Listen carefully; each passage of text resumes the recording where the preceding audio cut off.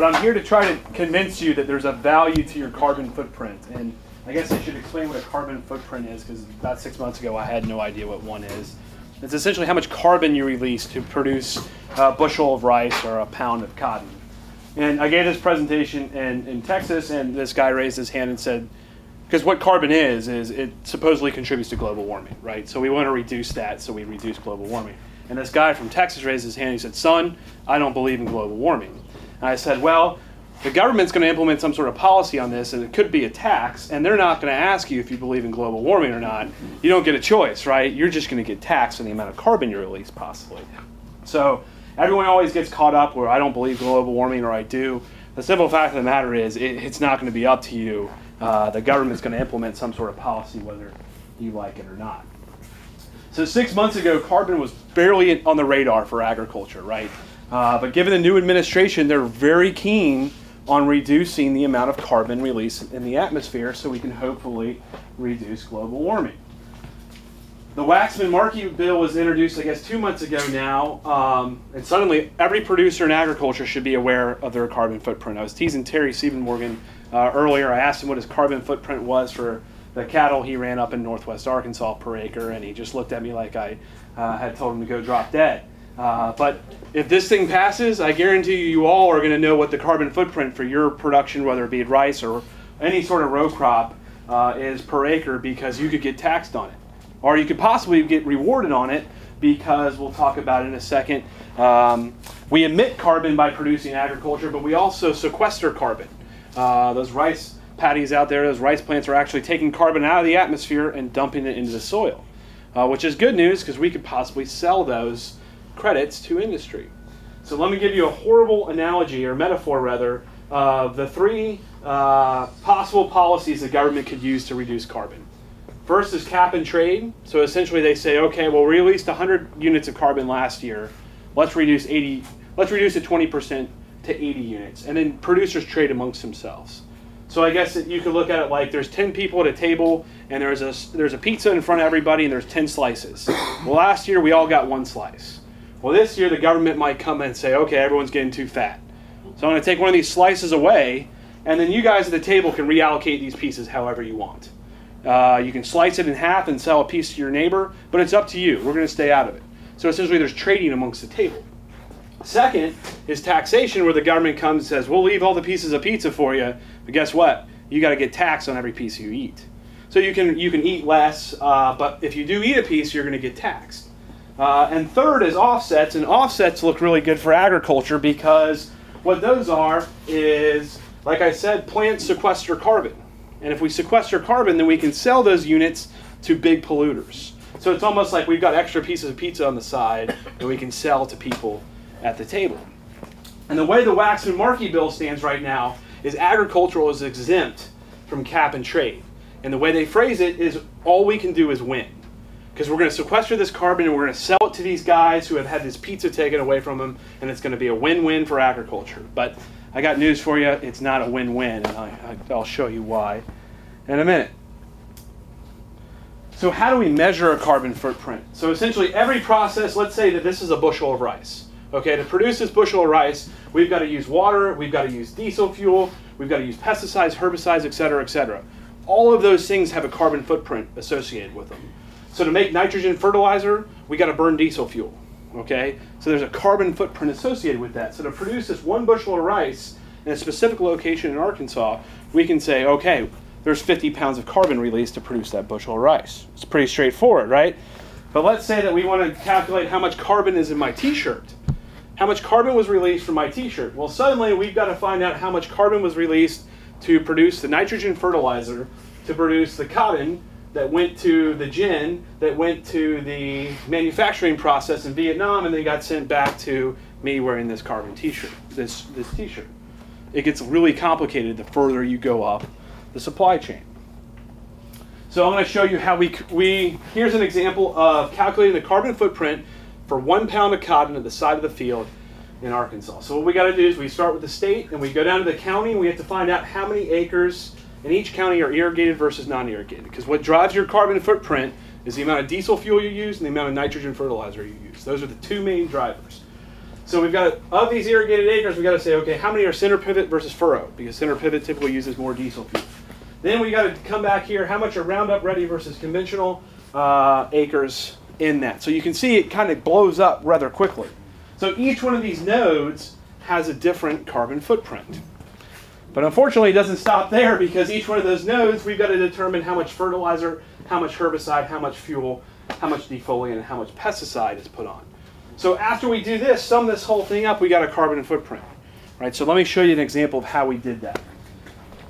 Here is the extension recommendation for producing cotton under a 12-row Roundup Ready Flex, furrow irrigated in Chico County.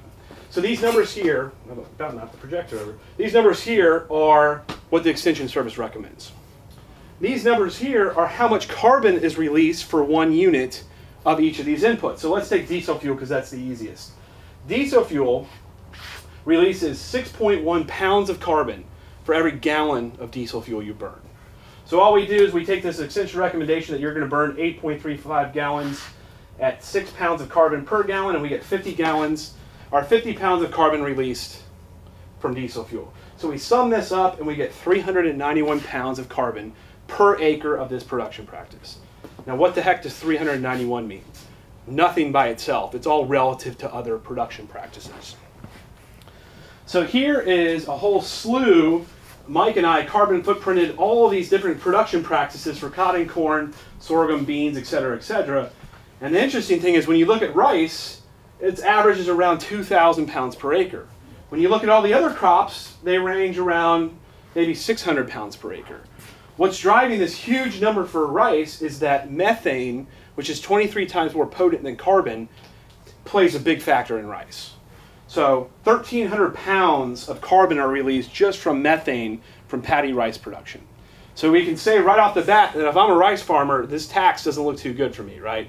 We want to stay away from the tax. But I presented the bad news, and let me present the good news now, because I said, remember, plants sequester carbon, and that's an opportunity to sell permits. So here's one side of the equation, the emissions, but if our sequestration is greater than our emissions, then there's possible money to be made because we can sell those to those big polluters.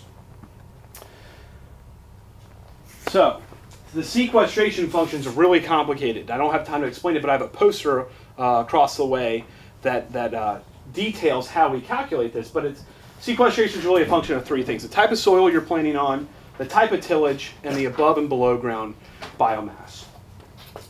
The tricky thing is the government pushed this Waxman Markey bill through the House. It's currently in the Senate, and they really didn't specify on how they're going to measure sequestration. So what Mike and I had to do with Chris Bry, an agronomist as well, is kind of make our best educated guess, a scientific guess of how the government is going to calculate sequestration. Because remember, if sequestration is bigger than emission, farmers can make money by selling their permits. A good example would be, I went to school in Mississippi, and it seemed like every week in Mississippi a new car manufacturer was opening up. Under this Waxman Markey bill, if Nissan moved to Jackson, Mississippi, they would have to purchase carbon permits to pollute. Okay? Where they would get those might be from big cooperatives like Riceland, who could pool their carbon credits together and then sell to Nissan. So, how much is carbon worth?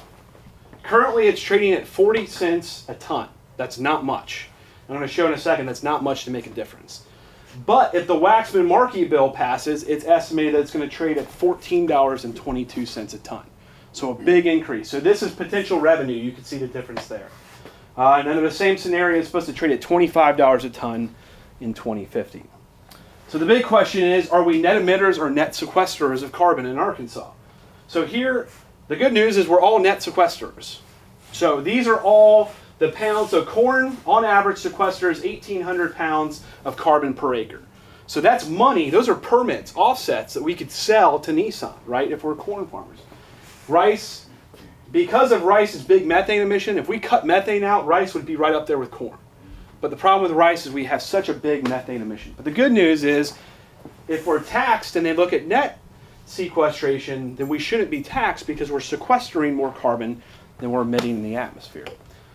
So how much is this worth? Today, at 40 cents a ton, if you're a corn farmer, you could get an offset payment or sell your offset for 37 cents an acre. The rest of the crops much, much lower, around 2 or 3 cents. Now, if the Waxman-Markey bill passes at $14 a ton, you're looking at $13 for corn farmers and about $1 per acre for the rest of the row crops in the Delta. So where can I get my check, right? That's the question everyone wants to know. Well, come to find out, it's not that easy, and there's some hidden details that need to be looked into. And I'll skip this in time, in essence of time, but the way that Waxman-Markey bill was presented for agriculture, it's a win-win, right? We don't have to reduce our carbon, and if we're a net sequesterer, we can sell it and make money. Well, we need to look a little further because it's estimated that if the Waxman-Markey bill passes, the petroleum processing industry and the electric co-ops are going to get hit hard, okay? And gasoline and diesel price could go up 7 to 11%. And as we all know, gas price and nitrogen fertilizer price are closely tied together, right? So suddenly our inputs have gone up. So what Mike and I then did is, okay, we've got these 3 scenarios. If carbon's trading at 40 cents a ton like it is today, what would our net revenue look like in Arkansas? Well, at 40 cents a ton, like I said, it doesn't make that much. We saw about 3 cents an acre for most crops, 37 cents for corn. That would only raise our revenue by about 0.1%, not that much. Now, if the Waxman-Markey bill passes, remember, they said it's a win-win. You guys are going to get $14 a ton for carbon. So we look at that at $14 a ton for carbon, our state revenue goes up by 3.27% for agriculture. But what this does not include is those increased fuel costs, right? So what Mike and I then did is that we said, okay, well, let's put $14.22 a ton, but then let's increase that diesel price by 8% and see what happens. Well, when that happens, we see we get a state decrease in revenue by 5.58%. Okay, so while it's supposed to be a win-win, and it is because we can sell our offsets to these industries, what's really hidden under here is these electrical co-ops and petroleum processing facilities are going to take it on the chin and pass that down to the producer in form of higher prices. And I should caveat this by saying, look, we don't know how the government's going to estimate this. We just used our best guess opinion, and it's interesting to see, if you tweak one little parameter, how these numbers change. So it's going to be, we're following it closely in Washington to see how they come up with these sequestration numbers.